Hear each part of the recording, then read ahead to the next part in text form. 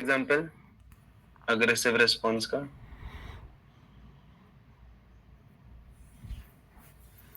आप लोगों को पंचिंग, बाप रे, पंचिंग तो बहुत ज्यादा अग्रेसिव हो गया। ये सारे जो अग्रेसिव रिस्पॉन्सेज हैं, ये हमें लेना चाहिए क्या? Should we respond aggressively? क्या हमें आक्रामक प्रतिक्रिया देनी चाहिए? थम्स अप या थम्स डाउन? या डेफिनेटली हमें अग्रेसिव रिस्पॉन्स भी नहीं देना चाहिए।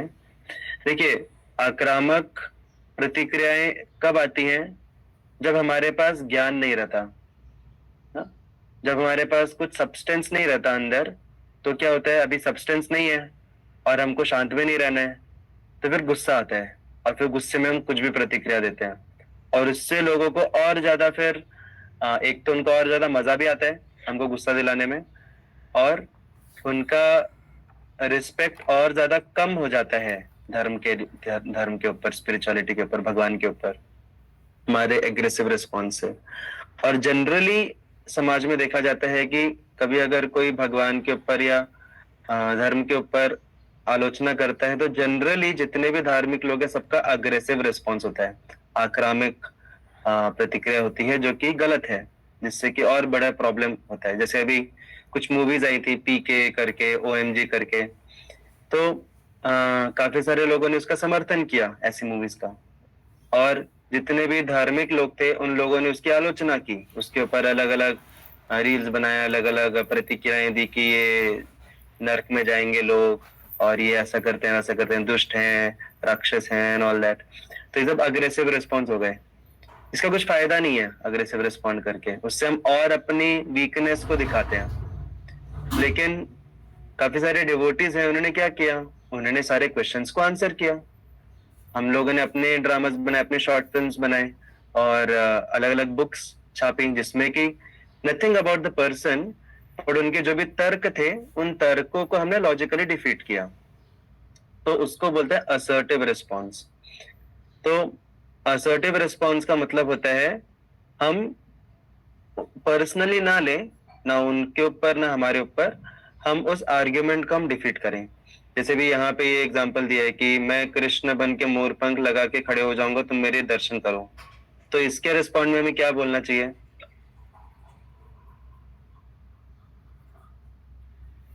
खड़े हो देखेंगे। खड़े हो देखेंगे। और कुछ थोड़ा लॉजिकल होना चाहिए। आवाज नहीं आ रही।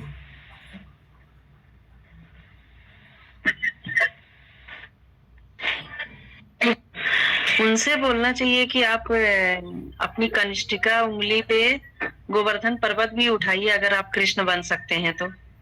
हाँ, ये हुई ना बात। हम उनको बोलेंगे ठीक है दर्शन करेंगे, लेकिन सिर्फ मोर पंख लगाने से कृष्ण नहीं बनते, पहले थोड़ा पहाड़ को अपने उंगली पे उठा के दिखाओ। ठीक है, पहाड़ छोड़ दो, एक नोटबुक अपने उंगली पे उठा के दिखा दो 7 दिन के लिए, राइट? और तेजसपुर ने बहुत बढ़िया लिखा है, नहीं, वैष्णवी माता जी ने बहुत बढ़िया लिखा है कि ठीक है, पर्वत पर्वत छोड़ो, तुमको खड़े होना है ना कृष्ण की तरह, तो 24 घंटे के लिए त्रिभंग फॉर्म में खड़े होके दिखाओ। कृष्ण तो हमारे राधा वृंदावन चंद्र तो हर दिन खड़े रहते हैं, 24 घंटे खड़े रहते हैं, तुम भी खड़े होके दिखाओ, राइट? तो हमें पंच देना चाहिए, लेकिन लॉजिक के थ्रू पंच देना चाहिए उनके आर्ग्यूमेंट को पंच देना चाहिए। तो उसके लिए लेकिन ना बहुत जरूरी है कि हमको भी नॉलेज होना चाहिए। तो इसीलिए हमें भी, हम जब स्पिरिचुअलिटी प्रैक्टिस करते हैं, ये सब इतने सारे हम लोग सेशंस क्यों रखते हैं, जिससे हम कृष्ण के तत्व को भी समझ पाए, not just Leela, not just भाव और भक्ति, बट हमें तत्व का नॉलेज बहुत अच्छे से स्ट्रांग होना चाहिए।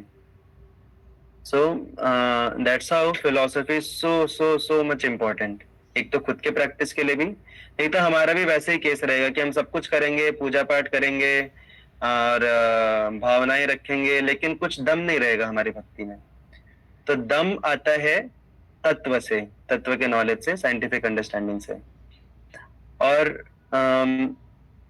तो पहली बात तो हमें नॉलेज होना चाहिए अच्छा खासा, और नॉलेज के साथ साथ हमारा कंटेम्पलेशन भी होना चाहिए।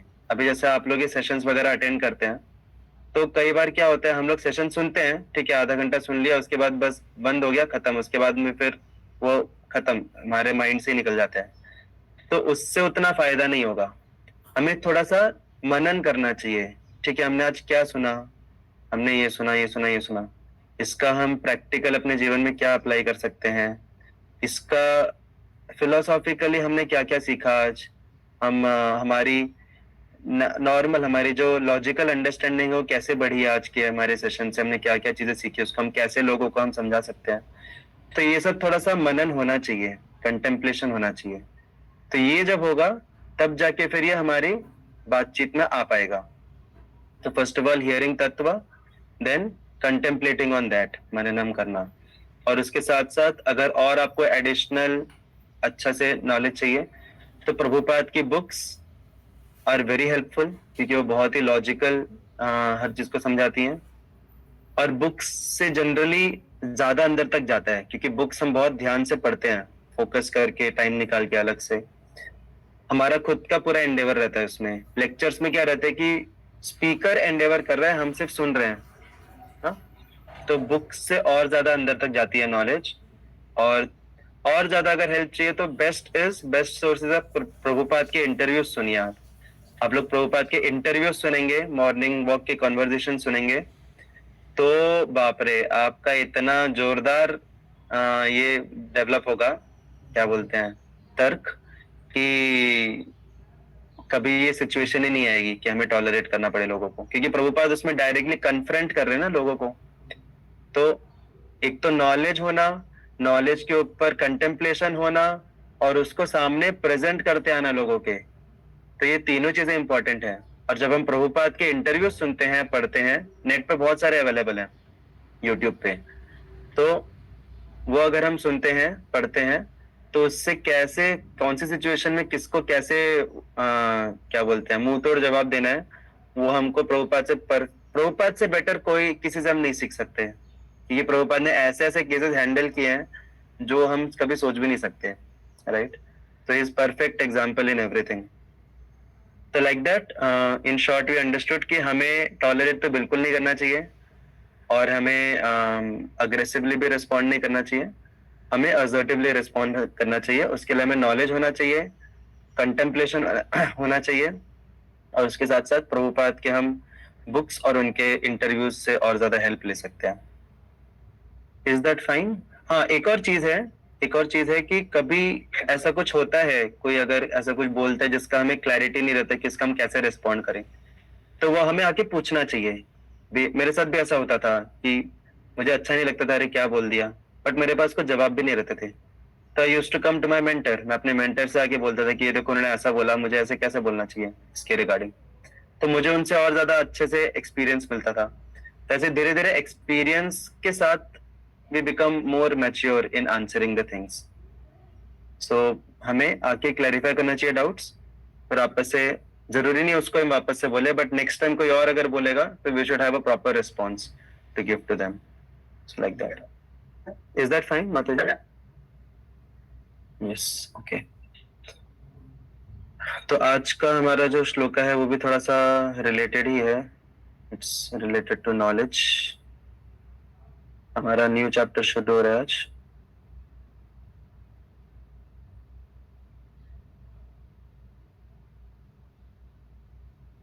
अटेनिंग द सुप्रीम चैप्टर का नाम है।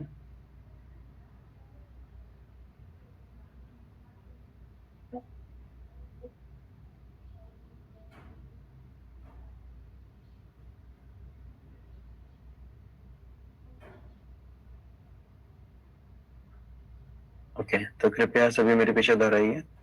अर्जुन उवाच अर्जुन उवाच किं तद् ब्रह्म किमाध्यात्मम् किं तद्ब्रह्म किमध्यात्मम् किं कर्म पुरुषोत्तम अधिभूतं च किं प्रोक्तम् अधिभूतं तत्पुरुषम् अधिदैवं किमुच्यते। अधिदैवं किमुच्यते। चलो जल्दी से कोई तो रिसाइट करो, we have less time. Yes Nisha माता जी। किम तद ब्रह्म किम अध्यात्मम। अर्जुन उवाच अर्जुन उवाच किम तद ब्रह्म किम अध्यात्मम। किं तद् ब्रह्म किमध्यात्मम् किं कर्म पुरुषोत्तमम्। किं कर्म पुरुषोत्तमम् अधिभूतं च किं प्रोक्तम्। अधिभूतं च किं प्रोक्तम्।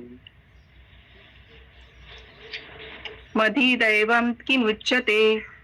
अधिदैवं किमुच्यते। हरि बोल हरि बोल हरि बोल। साधु साधु। थैंक यू माता जी।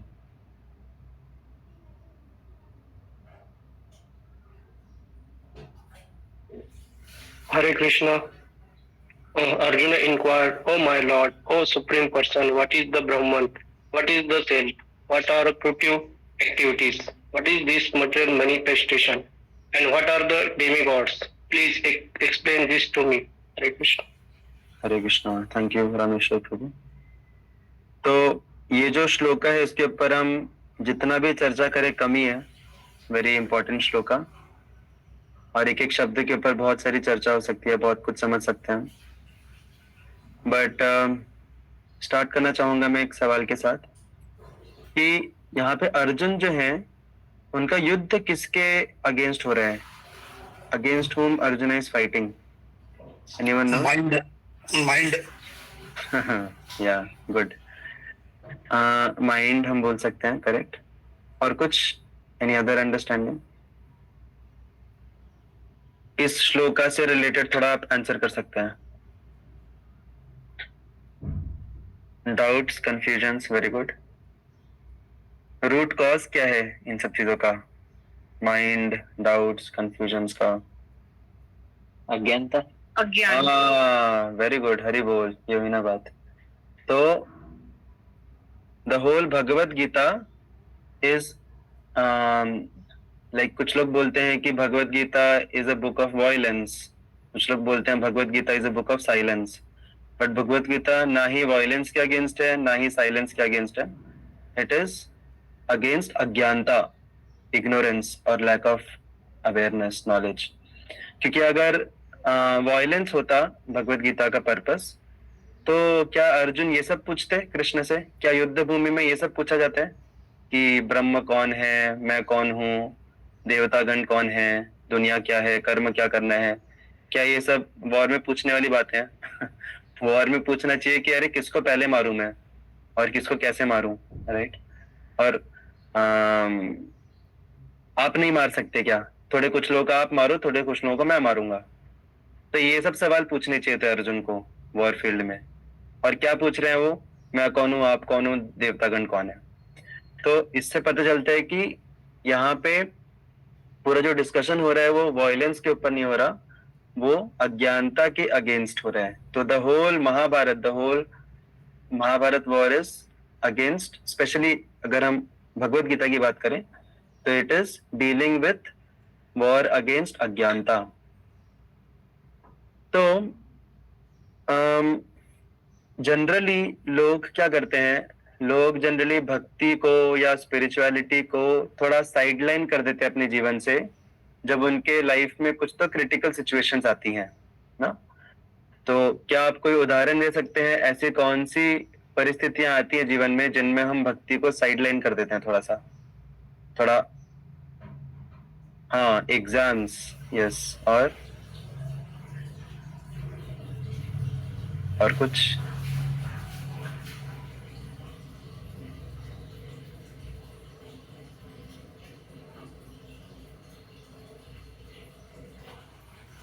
बस एग्जाम्स के टाइम पे? वाह यार, आप लोग एकदम क्या बोलते हैं, स्टेबल डिवोटीज हो एकदम। हाँ, जब हमारा शेड्यूल बहुत बिजी रहता है, जब हम डिप्रेशन में रहते हैं, या वेरी गुड, या जब बहुत बड़ी कुछ एंजाइटी आने वाली रहती है, राइट?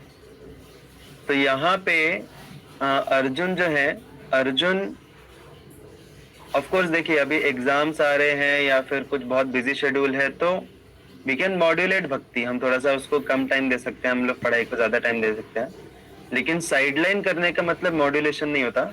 साइडलाइन करने का मतलब होता है कि हम भक्ति को मतलब इच्छा ही नहीं हमको करने की और हम छोड़ ही देते हैं। हाँ? अभी साइडलाइन करने में और मॉड्यूलेट करने में क्या फर्क है?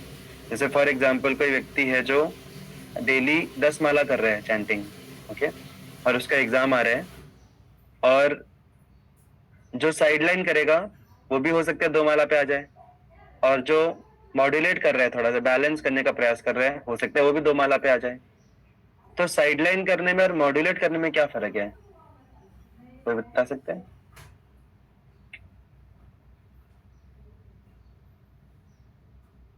साइडलाइन करना मतलब टोटली भूल ही जाना। नहीं, बट यहाँ पे टोटली नहीं भूल रहा ना, वो 2 माला कर रहा है वो। मतलब लेकिन मन से नहीं हो रही है ना, मन में तो चिंतन कोई और अलग चिंतन चल रहा है उनका।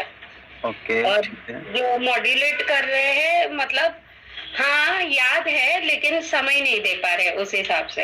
हाँ हाँ पता है, लेकिन वो मन में भाव रहता है कि अरे हम प्रभु को इतना टाइम नहीं दे पा रहे, लेकिन फिर भी वो कर रहे, प्रभु इतना स्वीकार करो आप, ऐसे। ओके, तो ये थोड़ी इंटरनल बात हो गई, भावना की बात हो गई। That is very good, perfect.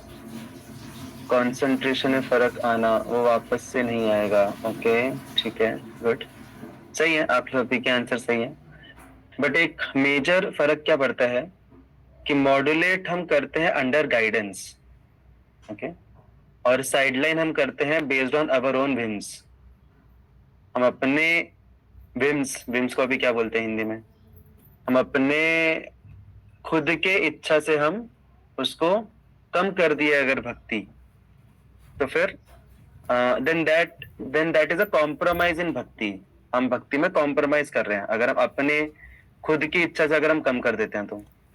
But अगर हम थोड़ा अपने जो भी मेंटर्स हैं उनसे हम डिस्कस करते हैं अंडर गाइडेंस, अगर हम कम कर रहे हैं, सपोज 8 माला से हम 2 माला पे आ रहे हैं, हमें गाइड किया गया है ऐसा कि नहीं अभी आपके एग्जाम्स आ रहे हैं, better you reduce your number of rounds. तो क्योंकि वो अंडर गाइडेंस है, अंडर इंस्ट्रक्शंस है वो डिवोटीज के जिनसे हम गाइडेंस ले रहे हैं, देन दैट इज भक्ति for us. That is not a compromise in भक्ति, दैट इज भक्ति। 2 माला चैंट करना इज अ भक्ति, क्योंकि भक्ति में एक्टिविटी ज्यादा मैटर नहीं करती, एक्टिविटी से ज्यादा मैटर करती है हम किसके अंडर कर रहे हैं। Are we doing it under instructions और are we doing it based on our own whims, वो बहुत मैटर करता है। तो इसलिए यहाँ पे हम मॉड्यूलेशन की बात नहीं कर रहे हैं। हमें खुद को लग रहा है क्या ही होगा ये भक्ति करके, छोड़ो अभी एग्जाम से फोकस करो, तो फिर हम कम कर देंगे। और जो व्यक्ति मॉड्यूलेट करेगा वो क्या सोचेगा, नहीं नहीं एग्जाम्स भी जरूरी है लेकिन भक्ति भी जरूरी है, तो बेटर मैं क्या करता हूँ, मैं थोड़ा गाइडेंस लेता हूँ, अपने मेंटर से पूछता हूँ कि मुझे कैसे बैलेंस करना है, और मेंटर ही उसको बोलेगा अगर वो मैच्योर है कि नहीं थोड़ा कम कर दो, देन वी आर सेटिस्फाइड कि चलो हम फॉलो कर रहे हैं, we are following someone, we are following our spiritual authorities. तो उसमें क्या होता है, उसमें फिर it's not a compromise, it's a modulation. तो जब वैसा होता है तो वो हम त्रस्त होके परेशान होके हम कम नहीं कर रहे हैं। तो यहाँ पे जब बात हो रही है साइडलाइन करने की, तो यहाँ पे त्रस्त होके परेशान होके हम भक्ति को कॉम्प्रोमाइज कर दे रहे हैं, हमको उसका उतना महत्व नहीं पता। तो जनरली हमारे लाइफ में जब क्रिटिकल सिचुएशंस आती हैं तो हम स्पिरिचुअलिटी को कॉम्प्रोमाइज कर देते हैं, जो कि नहीं करना चाहिए। लेकिन यहाँ पे अर्जुन जिस सिचुएशन में है उससे ज्यादा क्रिटिकल सिचुएशन आ सकती है कि हमारे जीवन में इतना बड़ा युद्ध है सामने, राइट, पूरा बहुत बड़ा डिसीजन है, पूरी दुनिया भर का डिसीजन है उस युद्ध में लड़ना। एंड उसमें एक तो युद्ध है इतना बड़े लेवल पे, और उसमें अगेंस्ट कौन है, अगेंस्ट अपने सबसे प्रिय लोग हैं, अपने जिनको वो वर्शिप करते हैं, जिनको रिस्पेक्ट करते हैं, वही उनके अगेंस्ट हैं। तो अगर हम फिजिकली देखें, अगर हम इमोशनली देखें, तो it's a big challenge which Arjun is facing. वो डिप्रेशन में भी आ गए थे ना, जैसे हम लोगों ने शुरू में देखा था गीता के स्टार्टिंग में, पहले 1-2 चैप्टर्स में भी हुआ है कि उसका नाम ही पूरा विषाद योगा है, सोचिए। मतलब विषाद योगा मतलब, विषाद मतलब डिप्रेशन इन शॉर्ट। तो चैप्टर का नाम ही विषाद योगा है कि अर्जुन पूरा लैमेंट ही कर रहे हैं उसमें, पूरा डिप्रेशन में ही गए हैं। इतना डिप्रेशन में कि उनका पूरा बॉडी कांप रहा है, उनका गांडीव जो धनुष बाण है वो उनके हाथ से गिर गया है, कंप्लीट इन डिप्रेशन। तो ऐसे सिचुएशन में हमें क्या समझ में आ रहा है कि ऐसे सिचुएशन में भक्ति को छोड़ना नहीं है, ऐसे सिचुएशन में भक्ति की शरण लेनी है। अगर हम ऐसी सिचुएशन में भक्ति की शरण लेंगे तब जाके हम चीजों से ऊपर उठ पाएंगे। तो भक्ति जो है वो ऐसे लाइक जो प्रॉपर डिवोटीज रहते हैं वो फेयर वेदर, लाइक ऐसा बोला जाता है कि we should not be a fair weather devotees. Fair weather devotees मतलब जब सब कुछ अच्छा चल रहा है लाइफ में, सब बढ़िया चल रहा है, कोई टेंशन नहीं है, तब हम भक्ति करेंगे अच्छे से। और जहां थोड़ा सा चैलेंज आ गया लाइफ में तो सबसे पहले जिसको हटाएंगे वो दैट इज भक्ति। सबसे पहले साइडलाइन करेंगे भक्ति को। मोबाइल को नहीं करेंगे, अपने अलग अलग इंटरेस्ट को नहीं करेंगे, और किसी को नहीं करेंगे, सबसे पहले भक्ति को साइडलाइन करेंगे। So we should not be like that fair weather devoted. It is like कि हमको जैसी बीमारी होती है, जैसे बुखार होता है, सबसे पहले हम दवाइयों को फेंकते हैं बाहर। ऐसा होता है क्या कभी कि बुखार होते ही, बीमारी होते ही सबसे पहले दवाई को बाहर फेंक दिया? अगर दवाई को ही बाहर फेंक दिया तो फिर रिकवर कैसे होंगे? तो कृष्णा कॉन्शियसनेस जो है दैट इज लाइक दवाई to help us come out from our problems. तो ठीक है, हम मॉड्यूलेट कर सकते हैं अंडर गाइडेंस, बट हमें ये पता होना चाहिए कि ये एक डिस्ट्रैक्शन नहीं है, ये एक हेल्प है हमारे लाइफ में। और वो हमें इस एग्जाम्पल से दिख रहा है यहाँ पे। अभी यहाँ पे इतनी क्रिटिकल सिचुएशन में अर्जुन क्या पूछ रहे हैं? अर्जुन इज एक्वायरिंग नॉलेज कि मैं कौन हूँ, आप कौन है, देवतागण कौन है, ये कर्म क्या करना चाहिए, ये सब चीजें वो एक्वायर कर रहे हैं नॉलेज। तो हमें डीप जाना चाहिए। जब भी हमारे लाइफ में चैलेंजिंग सिचुएशंस आती हैं, we should go more and more deep into philosophy, more and more deep into holy name. नाम की शरण लेनी चाहिए, और ये फिलोसफी जो ज्ञान है, तत्व ज्ञान, उसकी शरण लेनी चाहिए। उसकी शरण लेंगे तब जाके हम सिचुएशन से उभर के वापस आएंगे। तो यहाँ पे I will get back to the shloka. तो यहाँ पे अर्जुन जो है, चलो मैं श्लोका पे आने से पहले आप लोगों से पूछता हूँ, देखता हूँ किसको याद है क्या। इस श्लोका में अर्जुन जो है वो कृष्ण को किस नाम से रेफर कर रहे हैं? Anyone remembers? टफ क्वेश्चन है। वो supreme person. Okay good, English वाला आपको याद है अच्छे से। संस्कृत में श्लोका में माधव। नो। अच्छा, सुप्रीम पर्सन को क्या बोलेंगे संस्कृत में? पुरुषोत्तम। पुरुषोत्तम। हाँ, वेरी गुड, पुरुषोत्तम। तो पुरुषोत्तम के नाम से रेफर कर रहे हैं, संबोधित कर रहे हैं अर्जुन को कृष्णा। किम कर्म पुरुषोत्तम, राइट? तो Krishna is not purush, okay? Krishna is not purush, Krishna is Purushottam. पुरुष कौन है? Who is purush? Person. Okay, person, ठीक है, that is the English translation. But Purushottam कौन है एक्चुअल में? सॉरी, पुरुष कौन है एक्चुअल में? देखिए, शास्त्रों में जब पुरुष वर्ड आता है दैट रेफर्स टू विष्णु। प्रकृति इज मटेरियल नेचर, भौतिक से भौतिक प्रकृति, भौतिक शक्ति। तो प्रकृति को कंट्रोल करने वाला कौन है? पुरुष। सो दैट पुरुष is Vishnu. But Krishna is not पुरुष। ये जो हम देखते हैं ना, 3 प्रकार के विष्णु हैं, करणोदक्षाय विष्णु, गर्भोदक्षाय विष्णु एंड शिरोदक्षाय विष्णु। तो ये तीनों को पुरुष अवतार बोला जाता है भगवान का। ये तीनों पुरुष अवतार हैं, प्रकृति को कंट्रोल करने वाले पुरुष अवतार। लेकिन कृष्ण जो है वो पुरुष नहीं है, ही इज बियॉन्ड पुरुष ऑल्सो, ही इज पुरुषोत्तम। अभी उत्तम का वर्ड मीनिंग क्या होता है? What is the meaning of उत्तम? बेस्ट। श्रेष्ठ। तो ये हम, या बेस्ट इन क्वालिटी, श्रेष्ठ, ये जेनेरिक मीनिंग है। लेकिन अगर हम उसके एटिमोलॉजिकल रूट में जाते हैं, अगर इस वर्ड के उत्तम के, दैट मीन्स उत्तम। तमा मतलब तम का मतलब तो पता होना चाहिए आप लोगों को। अंधकार। यस एग्जैक्टली, तम मतलब अंधकार, अंधेरा। तो तम जो वर्ड है ये इस भौतिक संसार को संबोधित किया जाता है तम शब्द से, क्योंकि ये संसार जो है, भौतिक संसार, ये अंधकार का संसार है ना। यहाँ पे अगर आपको उजाला चाहिए तो लाइट जलानी पड़ती है। नेचुरल स्टेट क्या है इस संसार का? डार्कनेस ना। डार्कनेस इज नेचुरल, और लाइट के लिए हमें कुछ तो सोर्स चाहिए, जैसे सूर्य सोर्स है, अलग अलग स्टार्स सोर्स हैं, लाइट बल्ब सोर्स है, अग्नि सोर्स है। अगर कुछ सोर्स नहीं रहेगा तो बाय डिफॉल्ट स्टेट है अंधकार की, बाय डिफॉल्ट स्टेट है यहाँ पे अज्ञानता की ना? तो दैट्स व्हाई इट इज तमा।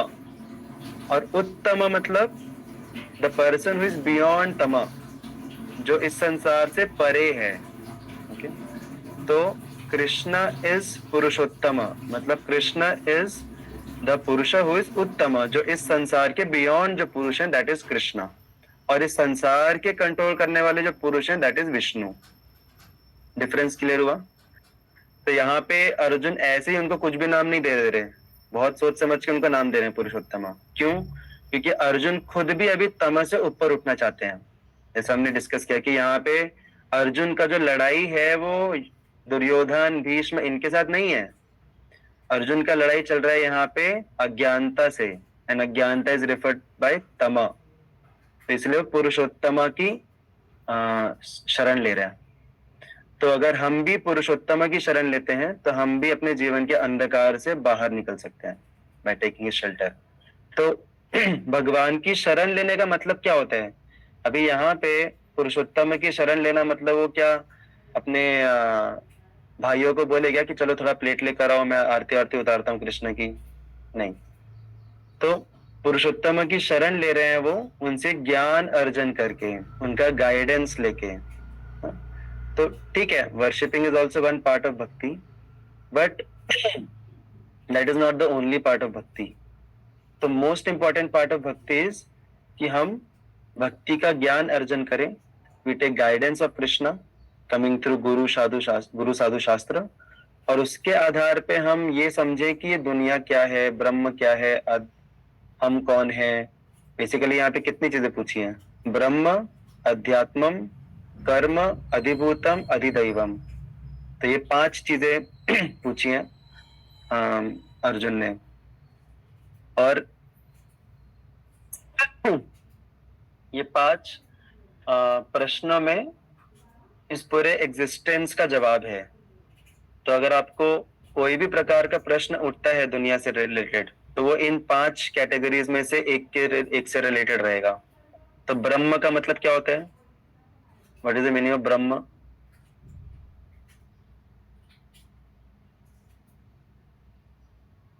ब्रह्म का मतलब क्या होता है? Absolute truth. हाँ, एब्सोल्यूट ट्रूथ या परम सत्य हम बोल सकते हैं। परम सत्य जिसका सब कुछ बना हुआ है, एवरीथिंग इज मेड ऑफ ब्रह्म। जैसे वेदांत सूत्र ही बोलते हैं सर्वम खलु इदम ब्रह्म, मतलब ये सब पूरी जो सृष्टि है, पूरा एवरीथिंग इज मेड ऑफ ब्रह्म। तो वो परम सत्य क्या है, ब्रह्म क्या है? जो निराकारवादी रहते हैं वो बोलते हैं कि ब्रह्म जो है वो निराकार है, लेकिन वैष्णव ट्रेडिशन के अनुसार ब्रह्म जो है दैट इज साकार, that is supreme Lord Krishna. तो ब्रह्म क्या है? अध्यात्मम क्या है? अध्यात्म मतलब सेल्फ, मतलब मैं कौन हूं। और कर्म, सही कर्म क्या है, गलत कर्म क्या है, तो कर्म के बारे में अंडरस्टैंडिंग होना। अधिभूतम, अधिभूतम मतलब ये मटेरियल एग्जिस्टेंस क्या है, व्हाट इज दिस प्रकृति। एंड अधिदैवम, अधिदैवम मतलब इसको कंट्रोल करने वाले जो देवता गण है वो कौन है।